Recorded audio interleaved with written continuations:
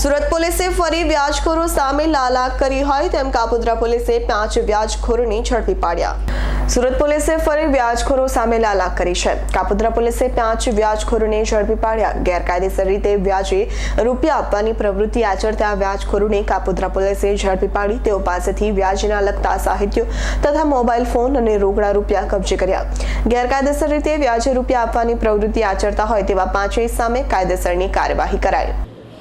ગઈકાલે Kapodra police station દ્વારા ગેરકાયદેસર રીતે વ્યાજનો ધંધો કરતા વ્યક્તિઓ પર કાર્યવાહી કરવા માટે એક સ્પેશિયલ ડ્રાઈવનું આયોજન કરવામાં આવેલું, જે અંતર્ગત કાપોદ્રા પોલીસ સ્ટેશન વિસ્તારમાં આવેલા નાના વરાછા, ગાયત્રી સોસાયટી, બાલમુકુંદ સોસાયટી, આ બધી સોસાયટીઓમાં શાકભાજીની લારીવાળા, રિક્ષાવાળા સામાન્ય રીતે ધંધો કરતા હોય છે, જેને ઊંચા વ્યાજે ગેરકાયદેસર રીતે અને વ્યાજનું લાયસન્સ ધરાવતા ન હોવા છતાં ઊંચા વ્યાજે 5,000, 10,000, 20,000, 25,000 ઊંચા વ્યાજે દેતા અને ડેઇલી કલેક્શન કરવાની ડાયરી સાથેના આરોપીઓને પકડવા માટે ખાસ ડ્રાઈવનું આયોજન કરવામાં આવેલું, જે અંતર્ગત છેલ્લા 2 દિવસથી ખાનગી રીતે માહિતી મેળવવામાં આવી કે ક્યાં કઈ જગ્યાએ આ લોકો આવે છે અને આવા ગરીબ માણસોને ખોટી રીતે વ્યાજના પૈસા આપી અને હેરાન પરેશાન કરે છે। જેના અનુસંધાને કાલે કાપોદ્રા પોલીસ સ્ટેશન દ્વારા જુદી 3 ટીમો બનાવી અને જુદી જગ્યાએ નાના વરાછા, કાપોદ્રા રૂક્ષ્મણી સોસાયટી વગેરેમાં રેડો કરી અને કુલ 5 આરોપીઓને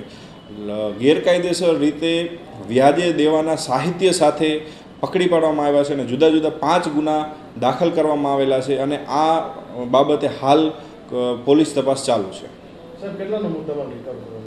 આ કામે કુલ આ તમામ પાસેથી 60,000 રૂપિયા જેટલો રોકડ મુદ્દામાલ અને મોબાઈલ અને જુદી ડાયરીઓ કે જે ડાયરીઓમાં ડેઇલી પ્રમાણેનું આ લોકો કલેક્શન કરતા હોય છે એ કબજે કરવામાં આવેલ છે। આ લોકો પૈસા કેવી રીતે લાવતા હતા?